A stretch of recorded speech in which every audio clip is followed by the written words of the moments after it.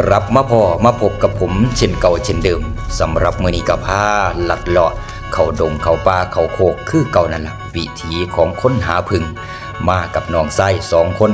ย่างเลาะไปเลาะมาแดดก็บ่ค่อยร้อนปานใดดอกพี่น้องหากแต่ว่าเข้ามาในป่าแบบนี้ร้อนคักร้อนแน่ย่างไปโดนเติบย่างไปย่างมาส่องซ้ายส่องขวาสุดท้ายแล้วกลับมาพบมาเจอมาพอจนได้อยู่บ่สูงเมืองเอาพี่น้องอยู่ระยะบ่เกิน10 เมตรแน่นอนต่ำแต่ว่ามื้อนี้มีอุปสรรคหลายคักเดี๋ยวเว้าสู่ฟังหลังจากที่มาเจอเรียบร้อยก็มาตั้งกล้อง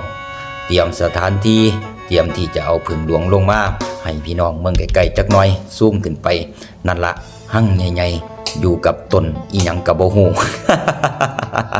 เมืองบ่ออกคือกันฮู้แต่ว่ามื้อนี้ต้องใส่รองเท้าบูทมานำเพราะอีหยังเพราะว่ามื้อนี้น้ำหลายคักที่เห็นเป็นเครือๆอยู่นั่นมีตั้งแต่น้ำล่ะพี่น้องต้องใส่เกือบบูทมากันขากันเท้าเจ้าของรวมไปถึงมื้อนี้ต้องใส่ถ้อยในการตอกนะครับขึ้นไปเพื่อที่จะขึ้นไปเอาผึ่งหลวงห้างนี้ลงมายากอยู่จักหน่อยแต่ก็บ่เกินความสามารถแต่ถ้าอันใดสิ่งใดหรือว่าอยู่สูงเกินไปผมก็จะนะครับบ่เอาลงมาบ่เสี่ยงนะครับจะปล่อยให้เขาอยู่แบบธรรมชาติขยายพันธุ์ต่อไปหลังจากที่ขึ้นไปฮอดเทิงต้นแล้วสิ่งที่ขาดบ่ได้นั่นก็คือ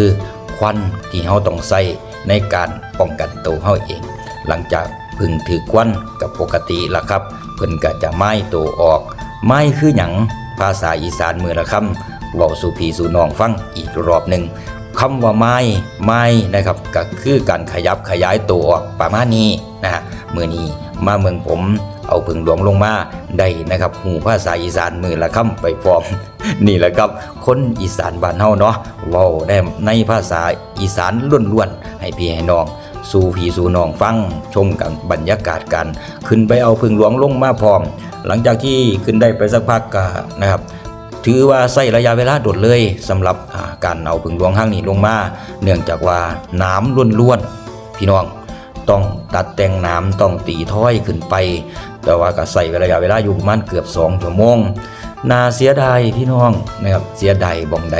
เดี๋ยวได้ฮู้เดี๋ยวได้เห็นกันเพราะว่าผึ่งหลวงห้างนี้อยู่มาโดนแล้วน้ำหวานหัวน้ำหวานนั่นใหญ่คักแต่เพิ่นเริ่มถอดน้ำหวานไปแล้วเพราะว่าผึ่งหลวงห้างนี้เริ่มสิเป็นผึ่งหลวงที่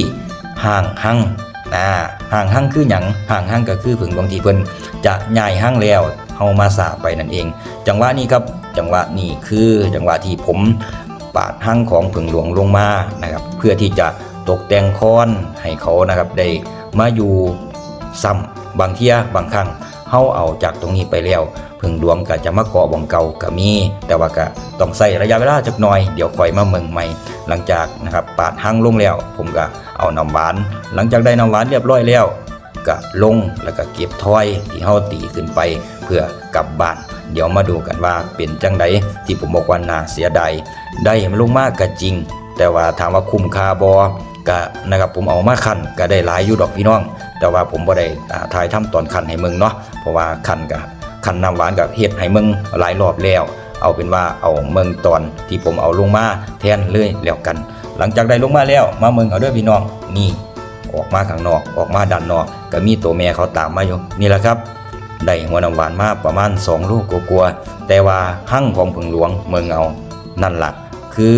บ่มีตัวอ่อนแล้วผึ่งหลวงห่างหั่งน่าเสียดายแต่ก็ถือว่าเฮาได้นะครับประสบการณ์ได้นะครับมาได้มาเฮ็ดคลิปให้พี่ให้น้องได้รับชมขอบคุณทุกๆการรับชมมื้อนี้ก็มีคอนเทนต์มาฝากแบบนี้ล่ะวิถีของคนหาผึ่งเนาะไปแล้วล่ะพี่น้องกลับบ้านซะก่อนสำบายดีครับผม